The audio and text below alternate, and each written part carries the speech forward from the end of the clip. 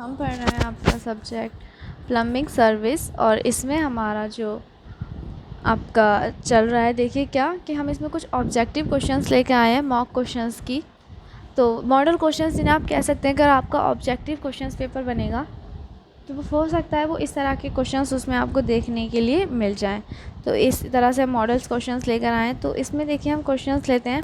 इससे पहली क्लास में हम 15 क्वेश्चंस पढ़े थे, इससे आगे की क्लास में हम आगे नेक्स्ट क्वेश्चंस देख रहे हैं। तो क्वेश्चन नंबर देखिए 16 है, वह जीवाणु जो प्रकाश की उपस्थिति में विद्यमान होते हैं तथा विघटित स्थितियों में निरवधि ऑक्सीजन लेते हैं को क्या कहते हैं?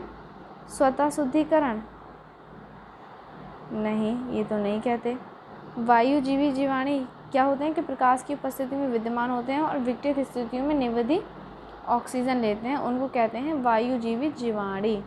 सीवेज उपचार? नहीं, इसे तो कहते नहीं। अवायुजीवी जीवाणु भी इसको नहीं कहते। फिर आता है देखिए ऑप्शन ब्लैंक है। फिर है, वह पेस्ट है जिसका प्रयोग धातु के जोड़ों की सोल्डरिंग के लिए होता है, तो क्या है वो? फ्लक्स। वो सोल्डर भी नहीं है, वो लेड ऑक्साइड भी नहीं है, इसमें से कौन सा है वो? फ्लक्स।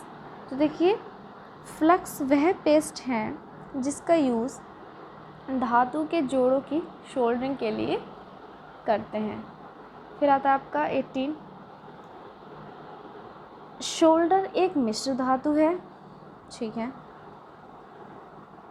कि ब्लैंक देखते हैं पहले। एक मिश्र धातु है जिसे धातु की सतहों को जोड़ने अथवा सुधारने के लिए गलाया जाता है। क्या है? एक मिश्र धातु है जिसे धातु की सतहों को जोड़ने अथवा सुधारने के लिए गलाया जाता है, तो वो कौन सी है? क्या वो फ्लक्स है? नहीं, फ्लक्स नहीं है, वो शोल्डर है। हाँ, हमने पढ़ा था शोल्डर धातु होती है, अब मिश्र धातु होती है। ए और बी दोनों नहीं, इनमें से कोई नहीं, ये भी हमारा नहीं है, तो इसका हमारा राइट आंसर होगा बी। फिर है, प्रत्येक डिस्चार्ज स्टेक की संपूर्ण लंबाई हर जगह होता है। प्रत्येक डिस्चार्ज स्टेक की लंबाई, डिस्चार्ज स्टेक की बात कर रहे हैं कि संपूर्ण लंबाई पर हर जगह बदलता हुआ व्यास नहीं होता। व्यास का क्रमिक घटाव, ये भी नहीं होता। व्यास की क्रमिक वृद्धि, ये भी नहीं होता। समरूपी व्यास मतलब समान व्यास जो होता है आपका, वो होता है प्रत्येक डिस्चार्ज स्टेक की समूर्ण लंबाई पर, वो होता है आपका क्या? समरूपी व्यास। तो क्वेश्चन नंबर 20 देख लेते हैं।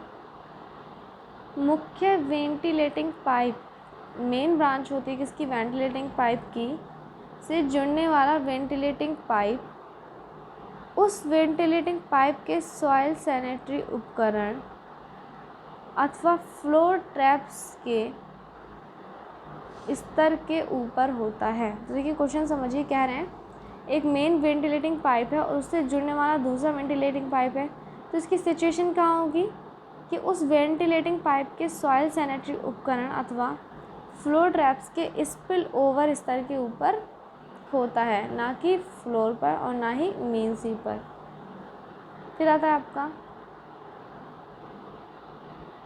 वातावरण के साथ 21 क्वेश्चन है आपका। देखिए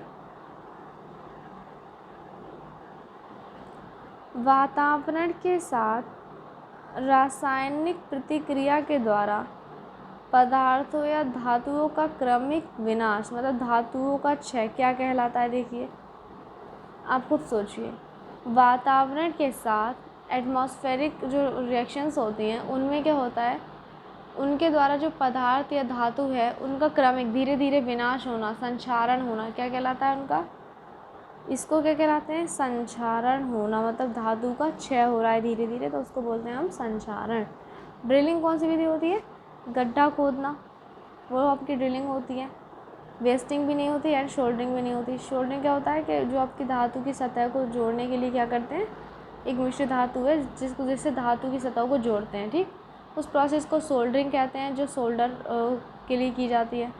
संक्षारण मतलब क्रमिक धातुओं का विघटन या विनाश। फिर है आपका 22, एक धातु की सतह को एक इलेक्ट्रो रासायनिक सेल का कैथोड बनाकर उसके संचारण को नियंत्रित करने की एक तकनीक है। एक धातु की सतह को एक इलेक्ट्रो रासायनिक सेल का कैथोड बनाकर उसके संचारण नियंत्रित करने की तकनीक क्या कहलाती है? अब उसको इलेक्ट्रो रासायनिक सेल है, उसको क्या कह रहे हैं? कैथोड बना रहे हैं, तो वो क्या कहलाती है आपकी? कैथोडिक प्रतिरक्षण। फ्लेवराइजेशन नहीं, एनाटिक प्रतिरक्षण नहीं, इनमें से कोई नहीं, ये तो हो ही नहीं सकता। जब कैथोडिक प्रतिरक्षण है तो वो आपकी कहलाती है कैथोडिक प्रतिरक्षण। फिर आपका 23 क्वेश्चन आता है, ड्रेनेज नहीं, पहले क्वेश्चन देखते हैं। एक क्षेत्र से सतही, मतलब सतही कौन सा? जो ऊपर है, सरफेस वाटर, तथा उपसतही जल का प्राकृतिक अथवा कृत्रिम निकासन की तकनीक क्या कहलाती है आपकी? सीवेज नहीं, सीवेज क्या कहलाती है आपका? ये देखिए, सरफेस और उपसतही वाटर की बात करें, सब सरफेस वाटर की बात कर रहे हैं, उसका प्राकृतिक अथवा कृत्रिम रूप से निष्कासन की तकनीक क्या कहलाती है आपकी? सीवेज कहलाती है? नहीं, सीवेज क्या होती है? घर से वेस्ट वाटर जो आपको नॉर्मली होता है सीवेज, वो क्या होता है? घर में जो वेस्ट निकलता है आपका नॉर्मली वॉशरूम वगैरह से। ड्रेनेज, हाँ ड्रेनेज ही के तो कहेंगे। सेप्टिक टैंक नहीं, ये क्या होता है? जो आपका वॉशरूम वगैरह से जो वेस्ट निकलता है उसको एक जगह क्या कहते हैं कि इसमें संशोधन किया जाता है। पाइप, पाइप तो देखिए एक मटेरियल है, यहाँ पे तकनीक पूछी गई है तो उस तकनीक को कहेंगे ड्रेनेज। ठीक, ड्रेनेज। फिर है एक सीवर जो तूफान का पानी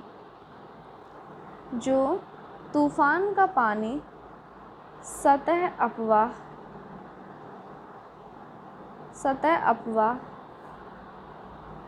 तथा गंदे पानी को प्राप्त करता है। मतलब जो तूफान का पानी भी उसमें गिर रहा है, जैसे कोई मेन सीवर है, यहाँ तूफान का पानी गिरा उसमें मिला, फिर सतह अपवाह जो आपका रन ऑफ है, सरफेस रन ऑफ, वो भी है, और गंदा पानी वेस्ट को भी प्राप्त कर रहा है, तो उस सीवर को क्या कहेंगे हम? पृथक सीवर नहीं, पृथक की तो बात ही नहीं है। जिसमें तीन तीन चीज़ें आके मिल रही हैं वो पृथक कैसे हो सकता है? नहीं, पृथक सीवर नहीं है। मुख्य सीवर नहीं, मेन सीवर भी नहीं है, ट्रंक सीवर भी नहीं है, उसे हम कहेंगे संयुक्त सीवर, क्योंकि बहुत सारे कामों के लिए, बहुत सारे वाटर के लिए, टाइप के लिए एक ही सीवर का यूज़ किया जा रहा था।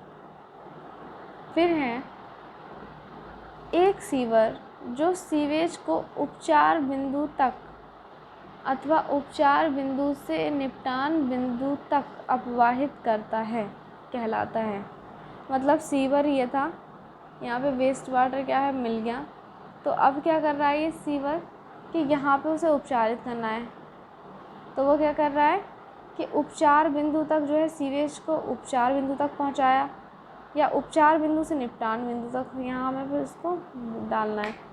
ठीक, तो वहाँ से उस बिंदु तक जो उसने अपवाहित किया, क्या? सीवेज, तो उसे क्या कहते हैं हम? गृह सीवर नहीं, वो तो हाउस सीवर हो जाएगा।